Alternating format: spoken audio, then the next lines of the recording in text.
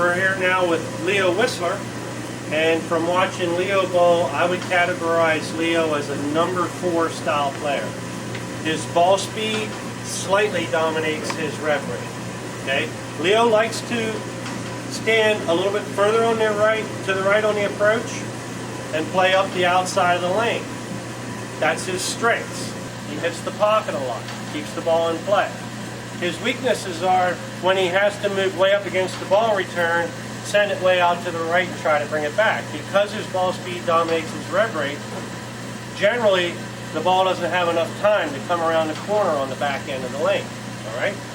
Leo has put his 4-ball arsenal into our categories. Show us, which ball would you have, say, here today for heavy oil? Heavy oil? Heavy oil I usually call it. Okay, so he's that ball for heavy oil, and we have these stepped down the line. This would be medium heavy, medium dry, and dry. Is that correct? That's correct. Okay. Do you know what surface is on the ball? That's 500 on 500? What do we have on this? Okay, that would be a compound. It's compound. 1,000. 1,000. Okay. That's 2,000. 2,000. Okay. And that's more of a, that's 4,000. That's 4,000. All right, perfect. So here we have a case, which we got to give you, Leo works with me every day, so he understands how we do this system.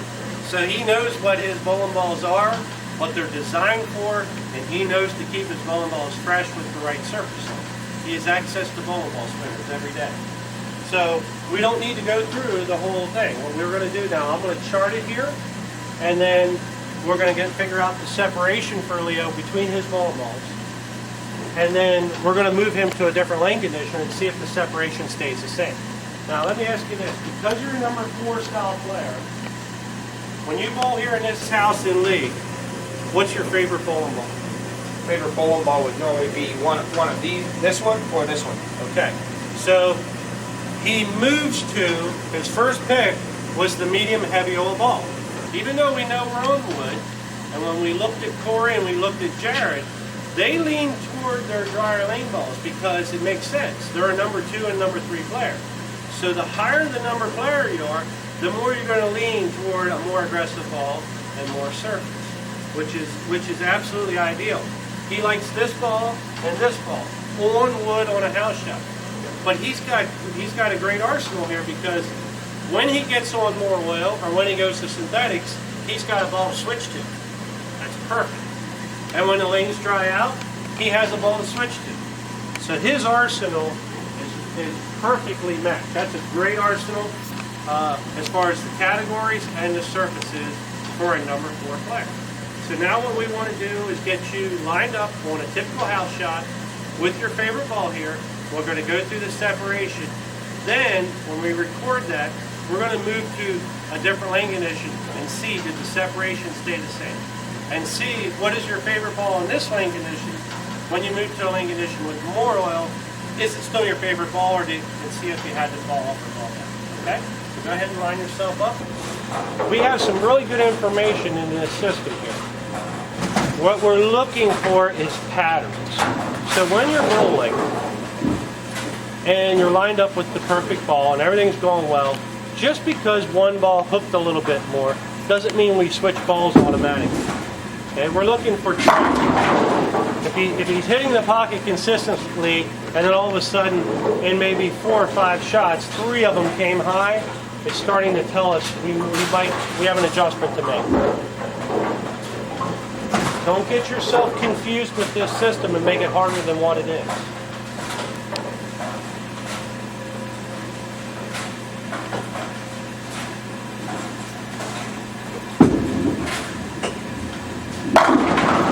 Okay, good. Remember where you stood. Now switch to, say, a ball for more oil. Same mark? You can start on the same mark, and it'll show, hopefully if he makes a good shot, the ball should come up higher on the head pin. You'll see the ball start to slow down closer to us, and the ball will start to read the pattern earlier and come around the corner and go a little bit higher on the head pin. That's exactly what happened. He's got more ball in his hand, and he's got more surface. So when I make that comment in the system where we can make the lane look like whatever we want it to look like, that's exactly what I'm talking about. If he wants to make the lane look like there's more oil there than what's really there, he can ball down. All right, because it'll make the ball skid further. If he wants to make the lane appear drier to him, he gets a more aggressive ball out of his bat. And it's just like there's less oil in the lane. Okay. Now what you're going to notice, even though he hit the pocket, your pocket strike percentage goes down. Because he doesn't really have the correct ball in his hand, but he can still get the pocket. So now how many boards did you move with your feet? Yeah, I moved 4 boards on that shot. Okay, so from his favorite ball on this lane to a ball with more oil is 4 board separation. Okay? And again, it's very close. This ball is close to his benchmark ball. So now get yourself lined up and tell me how many boards you have to move with that ball.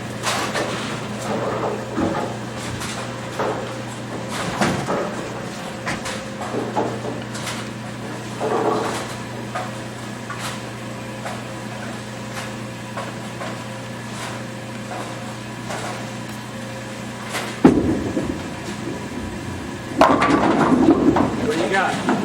Well, I moved 3 boards to the right. Okay. You got 3 boards.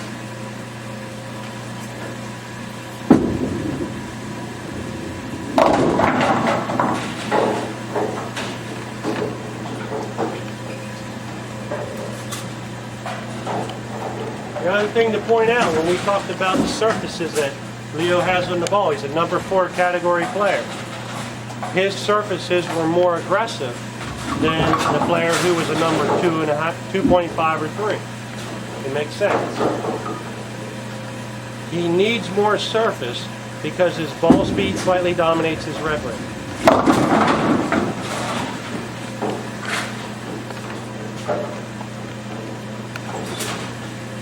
And what you may find on a house shot is some balls play identical to each other.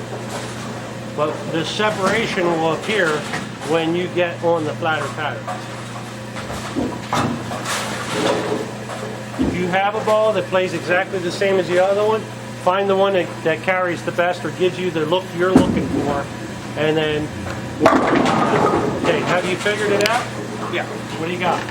Okay, on that particular ball, I moved an additional 3 boards at first, and then I went back up a board ladder. So I was 2 boards to the right. Separation.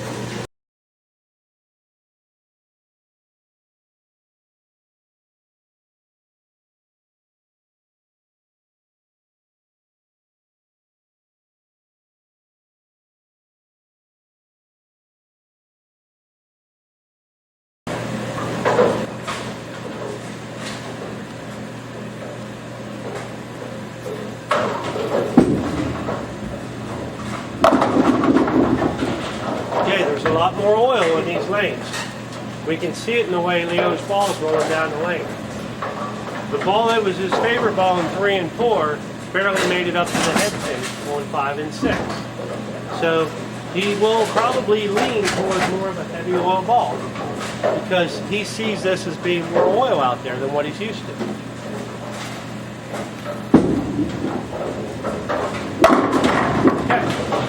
Obviously, you can tell a difference in the way the ball hits and how loud it cracks. When the ball loses energy at the right points down the lane, it is a much stronger hitting ball when it's matched up right.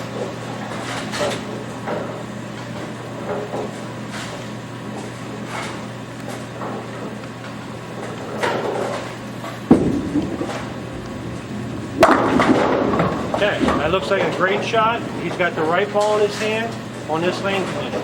Now, from where you were playing on 3 and 4, which was a typical house shot, to 5 and 6, are you standing at the same spot with that ball? Or are you further to the right or further to the left? Further to the right. How many boards to the right? Okay, I'm further right, 6 boards to the right. Okay, further. Where you were with that ball on that lane, That's correct. you're 6 boards to the right.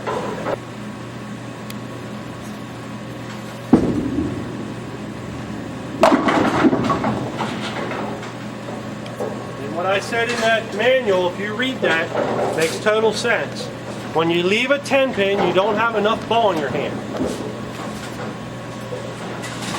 Okay? That ball hit the pocket, but he didn't strike. So if you're just because you're hitting the pocket doesn't mean you have the right ball in your hand. What's happening is that ball is not slowing down close enough to us to give it a chance to get around the corner.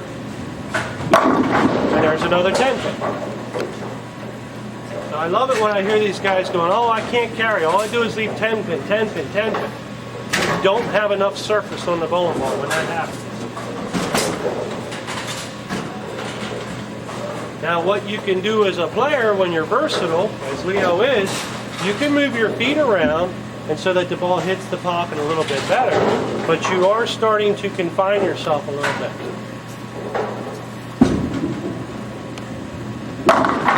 10 pin. It's absolutely predictable. And what we see in league play a lot of times is these bowlers are now frustrated and they're mad and they're blaming everybody else when really what's really going on is it's your fault. You did not pick the correct tool for the job.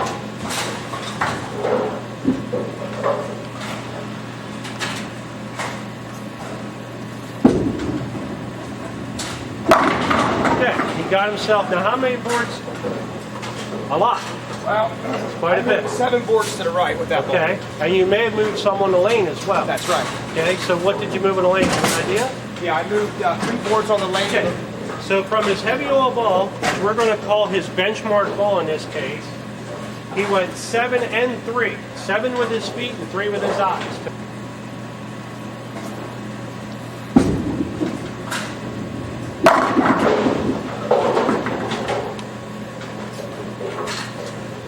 And we may see this ball play very close to the last ball. That's fine. He knows now to get his feet further right because he understands what he's bowling on.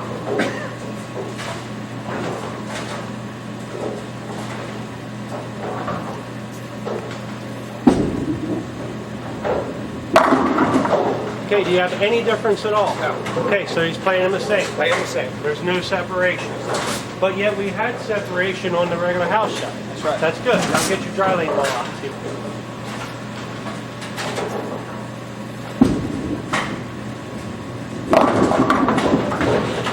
Okay, a little bit less reaction, Yeah. right? Not a lot, but a little bit. So we may have, what do you think? How many board separation do you have? Any? 2. Maybe 2. Maybe 2. Very slight. Perfect. This is what you need to have on your paper. So we know THS is typical house shot. On a typical house shot, his benchmark ball was his medium heavy oil ball. On your chart, what you want to do is list what brand name is it, what ball is it, okay? What surface is on it. Now Leo knew what the surfaces were, so I did not take the time to write them down. But what surface was on your medium heavy oil ball, Leo? 500. So you had 500 on it. Oh no, I'm sorry. Excuse me. I was 1,000. Okay, so you had 1,000. It's fine. All right. So you had 1,000. All right. So this ball was the perfect ball for him on a typical house shot. That's why I call it his benchmark. He has 1,000 grit on it. When I made him roll his heavy oil ball on a typical house shot, he had to move his feet 4 boards to the left. All right. Then when I made him, from his benchmark ball, when I made him roll his medium dry lane ball, he had to move his feet 3 boards to the right. Then when I made him roll his dry lane ball, he had to move an additional 2 more boards to the right in order for him to hit the pocket. So what that tells me is, when he bowled on 3 and 4, on wood, with a typical house shot, fairly fresh, he liked this ball. Now, as the lanes would dry out, the longer he bowls on them, do we not know what ball he's going to switch to? Absolutely. He's not moving to more oil, he's moving to less oil. Okay? And then, does he not know how many boards to move his feet when he switches balls? Yes. About 3. It's going to save him so many choices. When he goes back to his bag, he knows what ball to grab, he knows how many boards to move his feet. All right?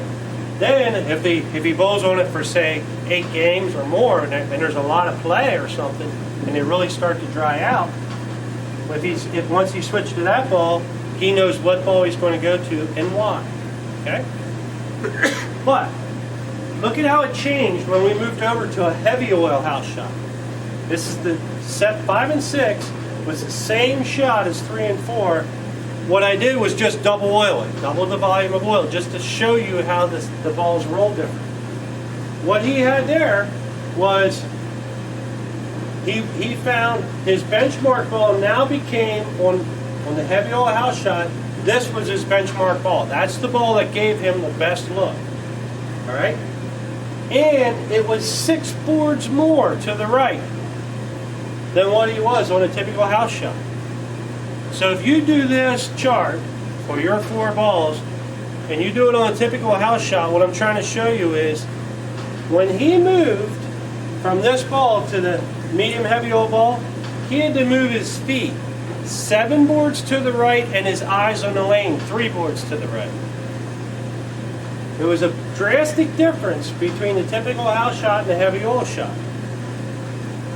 Huge difference. Okay? So they don't roll the same. Reactive resin responds to changes in friction much faster than what urethane does. It's influenced a lot more by the changes in friction, and that's exactly what you're seeing here. Now, when he went there, even though on a typical house shot, he had 3 board separation, okay, because there was more friction. On the heavy oil house shot, they played the same. Less friction. They're closer together. It makes total sense. All right? And then when he got onto his dry lane ball, only a 2 board separation. So if I was setting his arsenal up and we knew we were bowling on 5 and 6, this does not give him a great arsenal. But Leo bowls league here in this house. He has the perfect arsenal over here because this is the normal what he sees. So for you college teams, you're going to a bowling center you never bowled in before. You're playing on a condition you never bowled in before. You've got to get out to the bowling center and practice and figure this stuff out. That way the following day, when you go there to bowl your competition, you don't want all of the balls rolling the same. Because if you do, you might as well leave one of them behind. It's useless to you. Okay? So try to get this separation as even as you can between the balls. And what we wanted to prove here was the fact that there's a huge separation depending on the lane conditions that we're bowling on. Now we're going to move Leo over to lanes 1 and 2, which is what I call last night's leftovers. We didn't oil 1 and 2 from last night. We oiled 3 and 4, typical house shot. We oiled 5 and 6, cleaned and oiled like we normally would for a typical house shot. And I ran double the volume of oil. 1 and 2 is going to be all day yesterday, whatever they bowled on, because it's early in the morning here. We haven't oiled the lanes yet. So let's see what happens on that. Okay.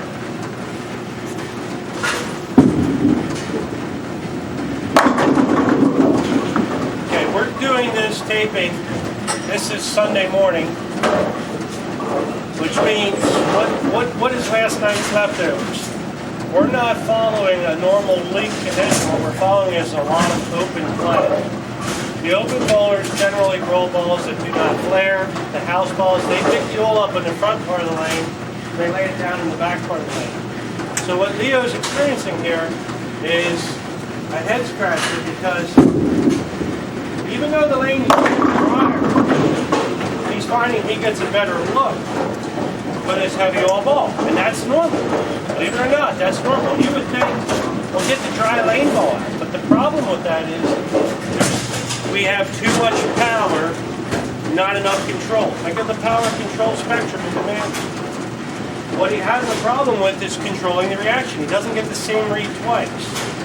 So he's actually finding he gets to hit the pocket more frequently with a more aggressive ball in his hand. Makes total sense. Okay?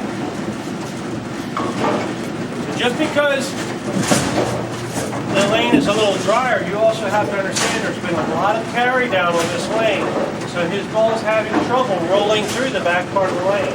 By going to a more aggressive ball, the ball picks up and rolls a little early. It just rolls right through that carry down on the back end. He will score much higher on this lane condition with a more aggressive ball because he can control it. Now, go to what would be your medium dry lane ball over on lanes 5 and 6, and let's watch what happens with it. Okay,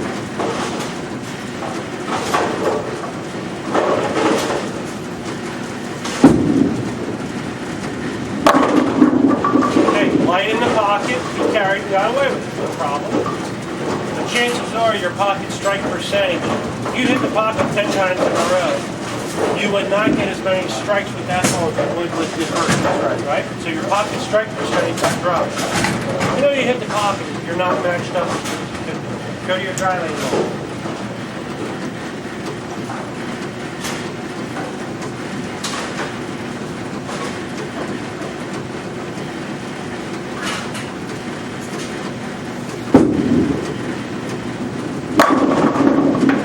Pretty close.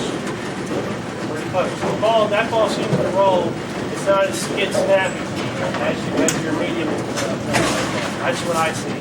So it does roll. But that ball actually, I think, gives you a better hook than your medium drive.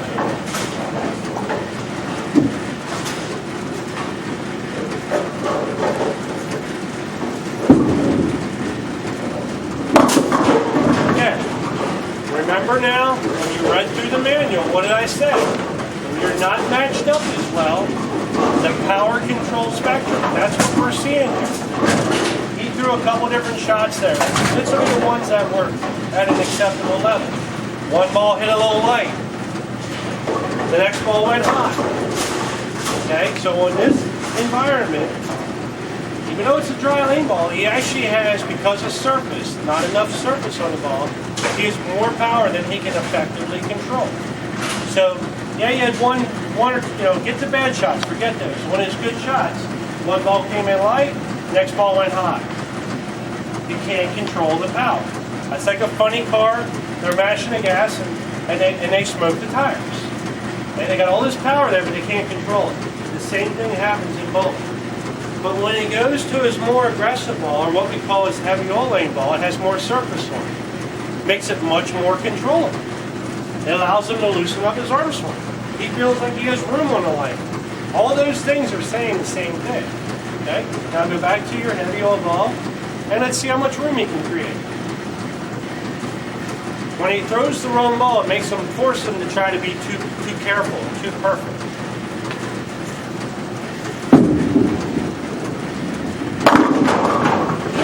Much looser arm swing. He feels like he has room on the lane. He's going to execute the shot better.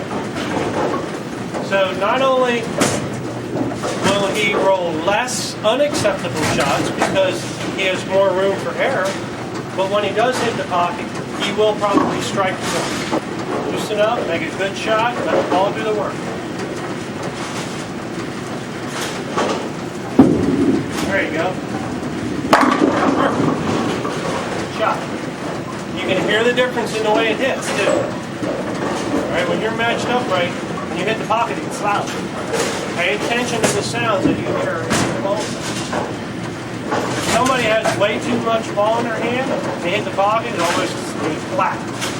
And you hear it because there's no power left in the ball. It's burned up before time. Alright, thank you very much. You're welcome. Thank you. That was fun.